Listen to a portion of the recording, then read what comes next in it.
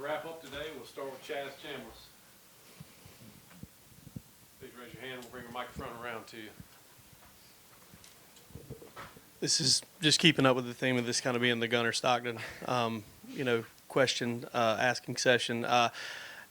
Seeing him that first run, I guess he had against Texas, he kind of got up, talked a little trash before coming back to the huddle. Is that kind of the fiery type of player that he is, or was that kind of added character for him? What's he like for you guys when you're competing on a daily basis in practice? Yeah, I mean, he is one of those guys that can just flip a switch. Off the field is completely different than he is on the field. He's a competitor at the end of the day. Obviously, when he was in high school, he was one of the best to ever do it in Georgia. And he has that fire underneath him.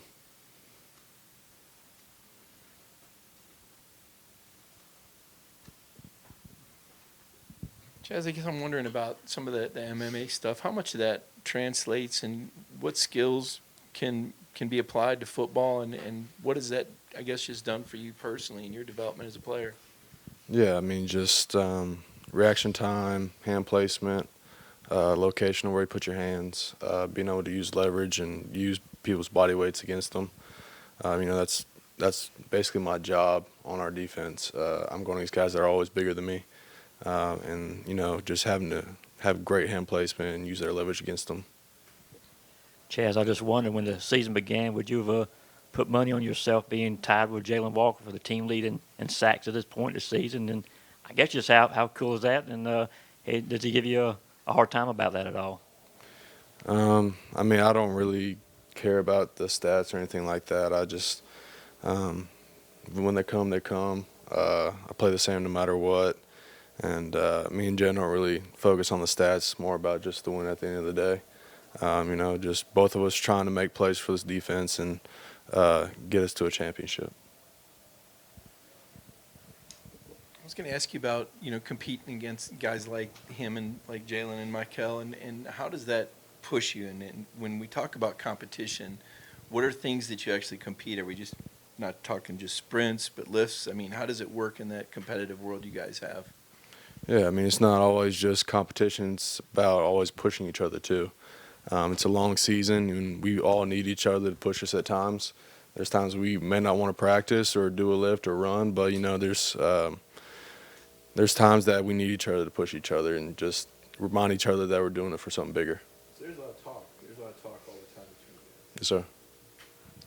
Yeah, Chaz, it seems like the word of the day for the defense has been being more consistent throughout the playoff. As a defensive front, what does that look like? How are you guys trying to be a more consistently, disruptive force looking ahead to Notre Dame?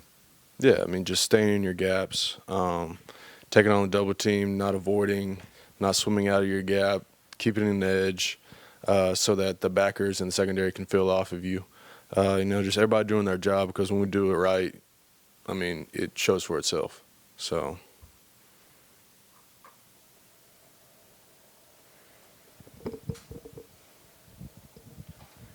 In the season, sometimes we'll talk about Bloody Tuesday and how intense things get at practice.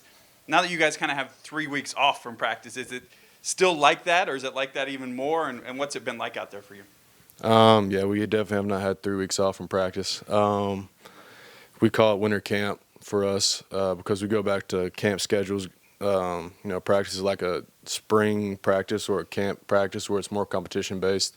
We don't have scouts most of the time. We're going one-on-ones. We're going ones-on-twos, and just trying to push each other to get better. We always say it's about us and not about them.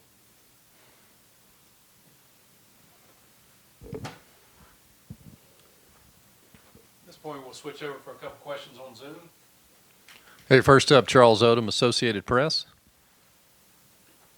If I can follow up on what you were saying about Gunner being one of the best to ever do it instead of Georgia, in the era of today's NIL, when a guy tops standards set by Trevor Lawrence, that commonly can be reflected by what he walks out to in the parking lot. And he's walking out to, as I understand it, a 40-year-old pickup truck. What does that tell you about Gunner? And I'm not saying it's not a good-looking truck, but does that make him different? Yeah, he's just down to the earth type of guy, blue collar guy. if it's worked for him so far, I mean, there's no reason to change it up. He's not all about the flash. He's all about just being in the game and being with his teammates. Okay, Bailey Burmaster, Atlanta News First. When you're looking at the tape on Notre Dame, what do you feel like stands out the most about this team? The speed at running back. Once Love hits the hole, he's pretty much gone. Obviously, against last game, that 98-yarder, he outran the first layer, second layer, and third layer of their defense. And I also have two other good backs, 24 and 20. All of them run really hard, and their offense barely messes up. They're a very disciplined group. They never really let anybody in gas they're not supposed to be. They block who they're supposed to block, and it all comes down to just who's better man on man. I'll go back inside the room. Do you have any questions for Chaz?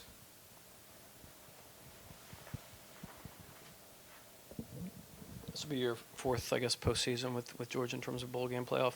Do you still keep any of that swag that they give you? And also, do you have any memories besides the wins that stand out about those trips that you've made? Yeah, I have a lot of gear. Main thing that just sticks out is the locker room, probably at the end of every single postseason. Seeing those guys in their last games, how emotional they are, and just the handing down of the torch. Obviously, the past couple times during the postseason, we've been able to let the seniors come off of the field and kind of hand that torch off to the next generation of players. And those moments are just probably the ones that stick out the most.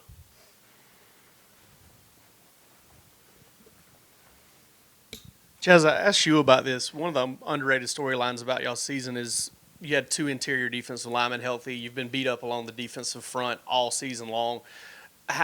What is it like now that all of those guys are healthy and you guys kind of have a full allotment of how you kind of started camp, or maybe even healthier than you were when you started camp now? Yeah, I mean, it just builds confidence because even while those guys were out, those guys stepped up. They got game experience, and that's just better for our defense because in the game of football, you don't know who's going to stay in, who's going to go down.